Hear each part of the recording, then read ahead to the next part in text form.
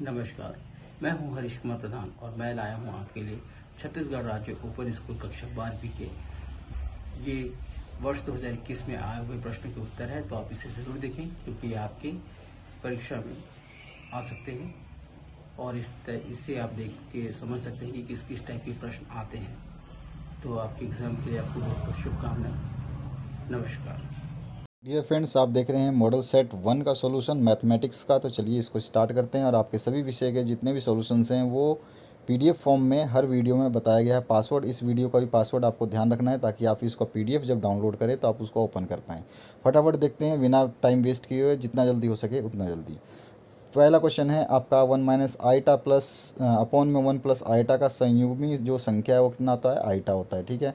और 965 का मान जो परम्यूटेशन और कॉम्बिनेशन से क्वेश्चन आता है उसका कितना हो जाएगा, 969C5। इसको तो तोड़ने का आपको फॉर्मूला पता होगा, नहीं पता है तो नीचे के क्वेश्चंस में आपको देख लेना, उस टाइप से आपको तोड़ना है। तो इसका आएगा आंसर 126। उसके बाद में तीसरा क्वेश्चन है समांतर श्रेणी दे रखा है, यानी कि आपको अर्थमेटिक प्रोग्रेशन दे रखा है। इसका 10वां पद आपको निकालना है, तो 10वां पद आप निकालोगे तो इसका सी आंसर आ जाएगा √2 - 8।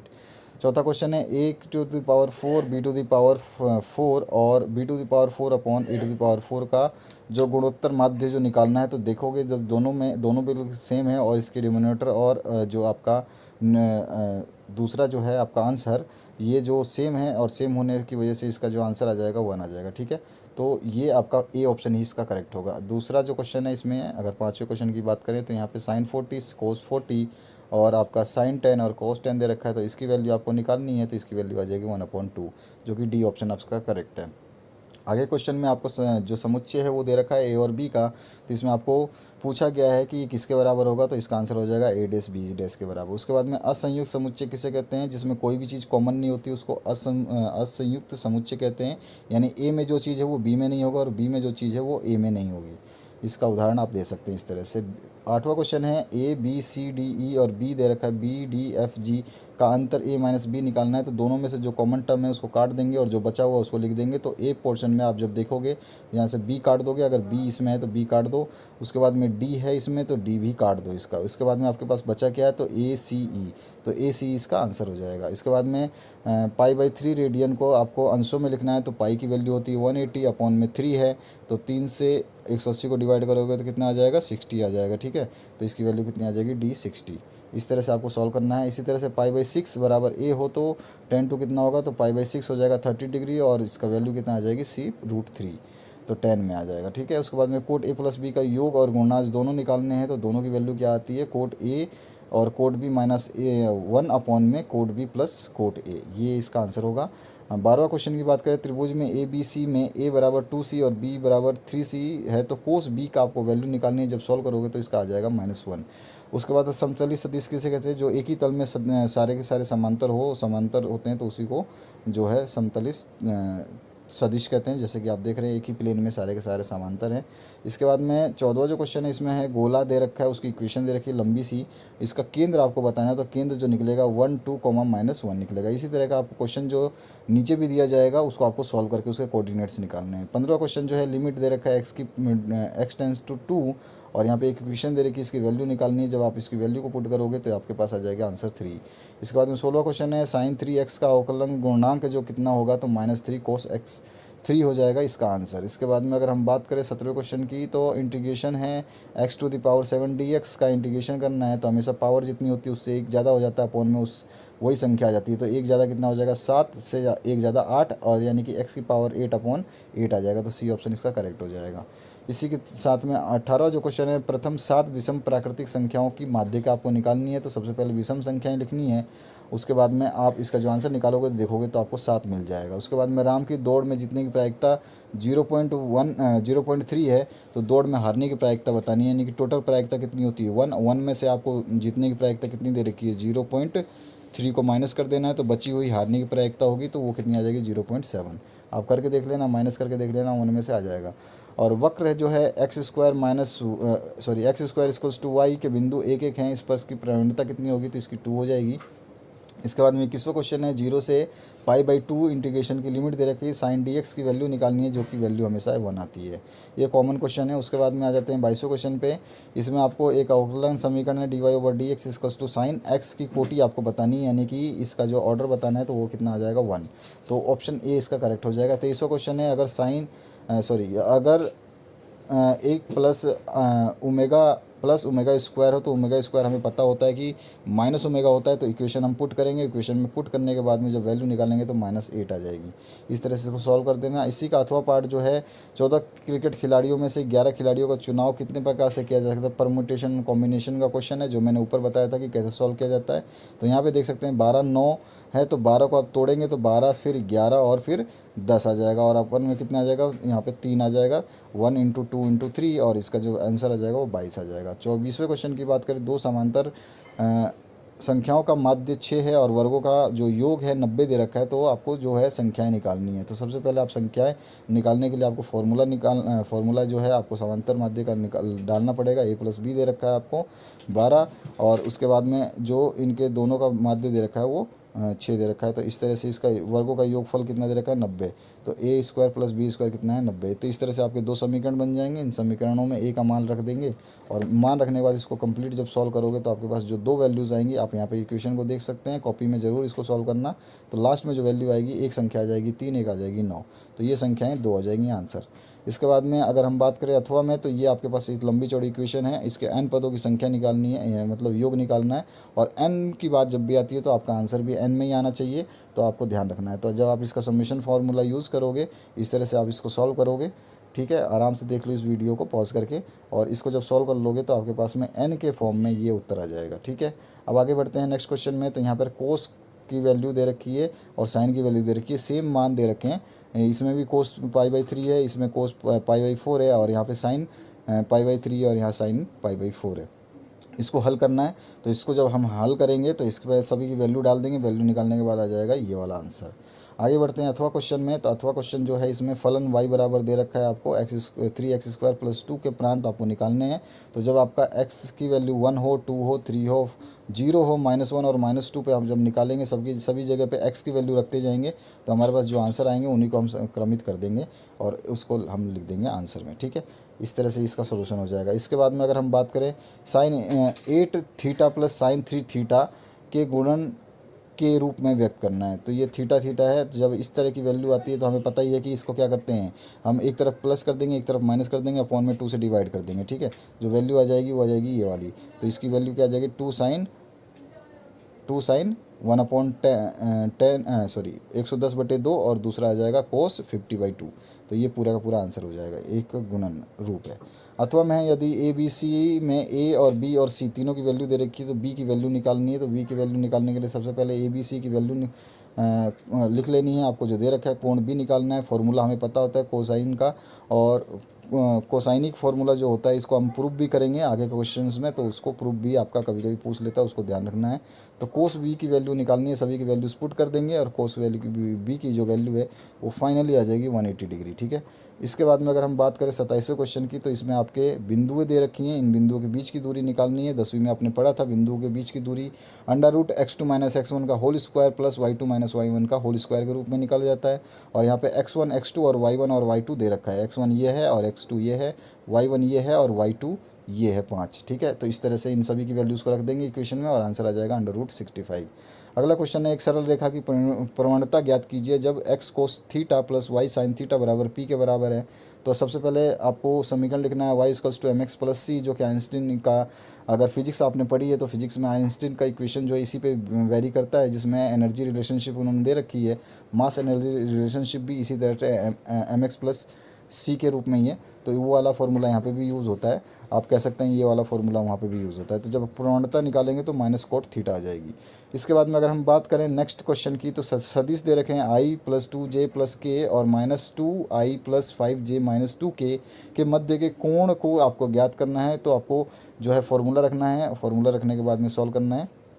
तो इसका जो थीटा की वैल्यू आएगी वो हम निकाल देंगे नीचे की तरफ। तो यहाँ पे कोस थीटा के टर्म में इसकी जो थीटा की वैल्यू आ जाएगी कोस इनवर्स 6/√198, ये वैल्यू आ गई। इसके बाद में अथवा की बात करें तो गोले का समीकरण दे रखा है आपको, उसका केंद्र ज्ञात करना है, जो कि मैंने बताया था गोले का समीकरण दिया होगा उसको सॉल्व करेंगे। जैसे हमने ऊपर कोऑर्डिनेट्स निकाले थे तो इसके भी कोऑर्डिनेट्स जो हैं आ जाएंगे 3। तो कौन कौन से कोऑर्डिनेट आ जाएगा 1, -2 और 3/2, ये हो गया। नेक्स्ट क्वेश्चन की बात करें तो लिमिट दे रखी है आपको x टेंड्स टू 2 और फिर इसके बाद में समीकरण दे रखी है, इसको सॉल्व करना है। इंटीग्रेशन आपको आना चाहिए, जो इसका डिफरेंशिएशन आना चाहिए, नहीं तो आपको दिक्कत हो जाएगी। लिमिट दे रखी है, इसको पावर की फॉर्म में कन्वर्ट कर देंगे 8 की पावर और 4 की पावर को, और उसके बाद में इसको सॉल्व कर देंगे। बहुत ही ईजी है, आप सॉल्व करके देखोगे तो आपको अच्छा लगेगा। इसके बाद में अगर हम बात करें नेक्स्ट अथवा पार्ट की, तो इसमें लॉग के रूप में दे रखा है और आपको बताना है इसकी वैल्यू क्या होगी, यानी कि अवलोकन गुणांक आपको, अवकलन गुणांक यानी कि आपका डिफरेंशिएशन जो मल्टीप्लाइंग फैक्टर है वो निकालना है। तो dy/dx आ जाएगा 1/x log x।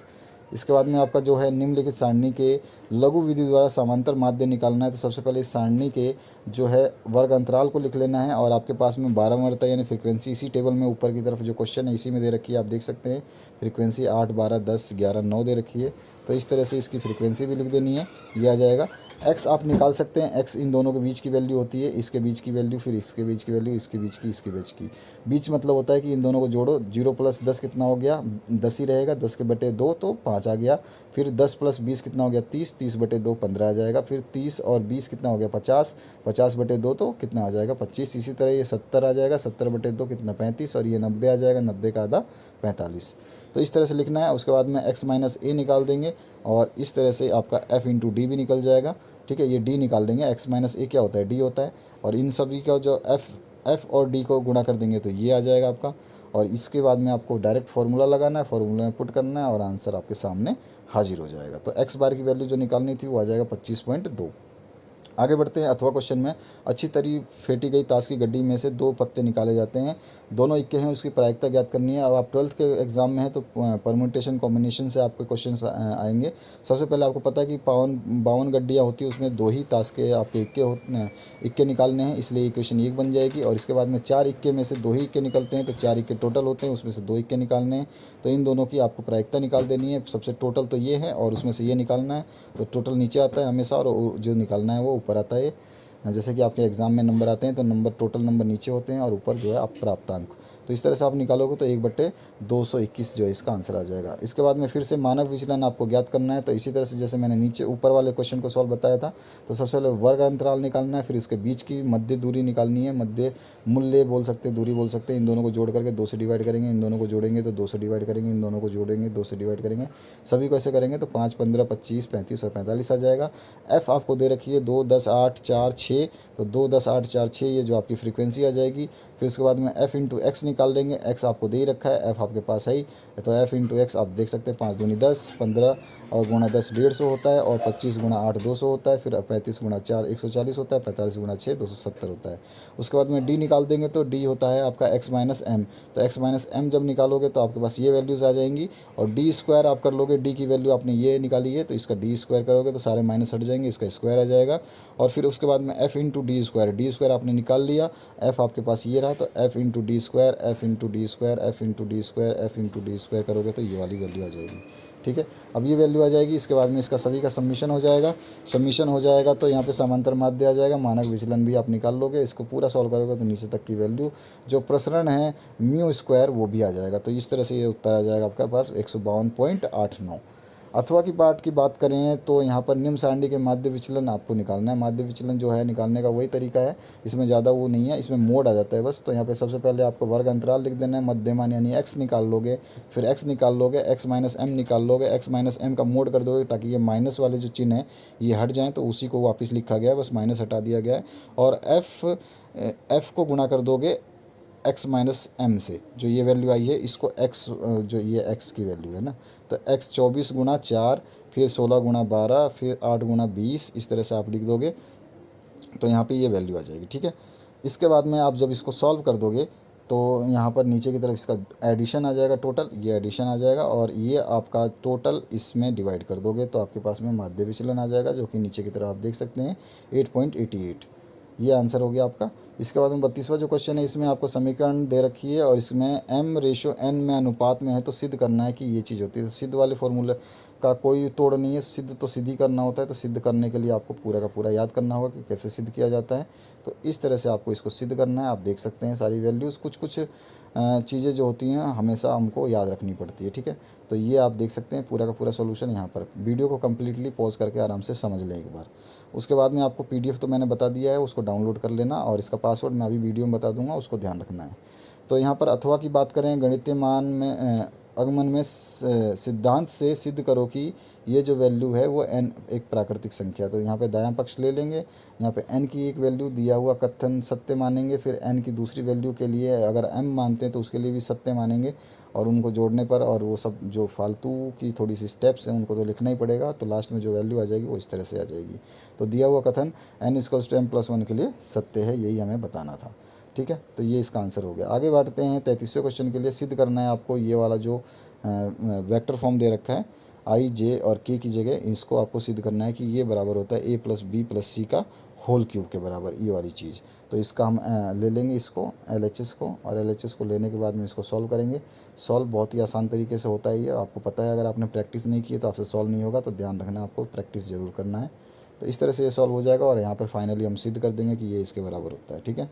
इसी के अथवा में जो पार्ट आया है यहाँ पर भी आपको दे रखा है, ए बी की वैल्यू दे रखी, तो ए बी और बी आपको निकालना है। तो सबसे पहले ए और बी हमको दे रखा है, उनको लिख लेंगे और ए बी निकाल देंगे। ए बी आपको निकालना आता है, ये सिंपल है, और उसके बाद में बी ए बी आपको निकालना आता है, वो भी सिंपल है। तो इस तरह से हम इनको निकाल देंगे। ये वैल्यू आ गई आपके बी ए की। तो इसके बाद में आ जाते हैं कोसाइन सूत्र की उत्पत्ति लिखनी है। जैसे मैंने बताया था ऊपर के फॉर्मूले, जो हमने कोसाइन फार्मूला यूज़ किया था, तो इसमें कोस ए और कोस बी और कोस सी के ऊपर जो है हम निकाल देंगे। इसके उत्पत्ति वगैरह के लिए हमें डायग्राम वगैरह सब बनाना पड़ेगा, सारे स्टेप्स को फॉलो करने पड़ेंगे, ठीक है। तो ये सारे स्टेप्स लिखने हैं यहाँ पे डायग्राम के हिसाब से सब कुछ। ए और बी और सी को, छोटा ए बी सी को हम ले लेते हैं, ताकि जब हम इसको प्रूव करें तो हमारे कोई दिक्कत ना हो। तो इस तरह से पूरा का पूरा ये डायग्राम बनाना है, और उसके बाद में इसको स्टेप बाय स्टेप सॉल्व करना है। इसी के अथवा में आया है, सिद्ध करना है आपको कोस इनवर्स की वैल्यू, टेन इनवर्स की वैल्यू किसके बराबर होती है, टेन इनवर्स 27/11 के, ये वाली बतानी है। और आपको PDF का पासवर्ड हमेशा नोट करके रख लेना है, अपने कॉपी किताब में जहाँ पे भी है आप उसको ज़रूर लिख लें। तो 1 2 3 4 5 6 7, ठीक है, ये इसका पासवर्ड है। 1 2 3 4 5 6 7, ये हमेशा आपको ध्यान रखना है, और इस पासवर्ड को नोट करके लिख लेना अपने किसी भी कॉपी के कहीं भी पन्ने पे। इसको फिर आप सॉल्व करेंगे तो आप इसका LHS ले लेंगे, LHS ही ले सकते हैं क्योंकि RHS के बराबर प्रूव करना है। तो LHS ले लिया, LHS को प्रूव कर देंगे उसके बराबर में। और यहाँ पर जो है टेन इनवर्स की जो वैल्यू है उसको लिख लेंगे, टेन इनवर्स की वैल्यू को इसके बराबर प्रूव कर देंगे। आप देख सकते हैं पूरा का पूरा कंप्लीट है ये सॉल्यूशन। थोड़ा सा लंबा है क्योंकि इस टाइप के सॉल्यूशंस को इसी तरह से किया जाता है, तो इसका कोई शॉर्टकट मेथड नहीं है। तो ये RHS के बराबर प्रूव कर दिया हमने।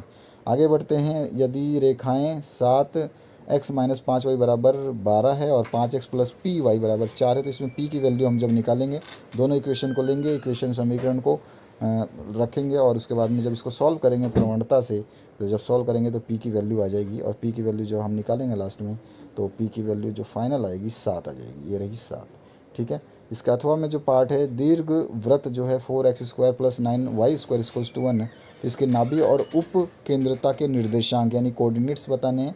तो कोऑर्डिनेट्स बताने के लिए हमें e के स्क्वायर के बराबर इसको लेके चलना पड़ेगा, और जब इसको हम सॉल्व करेंगे तो हमारे पास ±√5 6,0 और आ जाएगा √5/3, ये दो कोऑर्डिनेट्स आ जाएंगे, ठीक है। आगे बढ़ते हैं 36 नंबर क्वेश्चन पे। 36 में बिंदु दे रखा है आपको, और इन बिंदुओं के जो कोऑर्डिनेट्स हैं दे रखे हैं, तो इसमें मिलाने वाली रेखा जो समांतर है, तो ये आपको समीकरण को सिद्ध करना है, बताना है समीकरण जो है कौन सी होगी। तो ये सबसे पहले आपको ये वाली वैल्यूज़ A B और C के फॉर्म में लिख लेनी है, सभी बिंदुओं को लिख लेना है जो जो आपको बिंदुएं दे रखी हैं। इन बिंदुओं को पुट करना है, और पुट करने के बाद में जो है आपका पूरा सोल्यूशन आ जाएगा, जो कि लास्ट वैल्यू आ जाएगी x - 1/9 = y - 2/10 = z - 3/-4, ये इसका आंसर हो जाएगा कंप्लीट। इसके बाद में अथवा की बात करें तो उन बिंदुओं के निर्देशांक ज्ञात करना है जहाँ पर ये बिंदु दे रखी हैं, और इनको अनुपात में काटा जाता है 1:3 में। तो आपको x y और z के जो अनुपात है लिखने पड़ेंगे हमेशा, और x y और z के अनुपात लिखते समय हमें ध्यान रखना है, शॉर्टकट इसका ये है कि m1 जहाँ आएगा वहाँ पे x2 आएगा, और m2 जहाँ पे आएगा वहाँ पे x1 आएगा। इसी तरह से यहाँ पर आपके नीचे सभी में m1 + m2 आएगा, m1 + m2 आएगा, नीचे m1 + m2 आएगा, x y z में सभी में, और सभी जगह पे m1 के साथ y2 आएगा, फिर m1 के साथ z2 आएगा z वाले में, और M2 के साथ Y1 आएगा और Z वाले में M2 के साथ Z1 आएगा। तो ध्यान रखना, जहाँ 2 है वहाँ 1 आएगा, वहाँ जहाँ 1 है वहाँ 2 आएगा। उसके बाद में सारी वैल्यूज़ आपको दे रखी है, जितने भी कोऑर्डिनेट्स हैं X Y Z के, वो सारे को पुट कर देंगे और सारी की सारी इक्वेशंस हमारे पास निकल जाएगी, जो कि निर्देशांक के रूप में हम लिख सकते हैं इसको 3/2 -13/2 और -1, ये हो जाएगा। 37 जो है आपका, यदि आपको e⁻x अंडर रूट में दे रखा है, ये वाला कॉमन क्वेश्चन है, बहुत बार पूछा जाता है, तो थोड़ा सा ध्यान रखना है आपको। इसके हम जो है x के सापेक्ष अवकलन करने के बाद में निकाल सकते हैं इसको। तो इस तरह से हमें उस पक्ष को निकाल करके सिद्ध कर देना है। तो इस तरह से ये इसका आंसर हो जाएगा।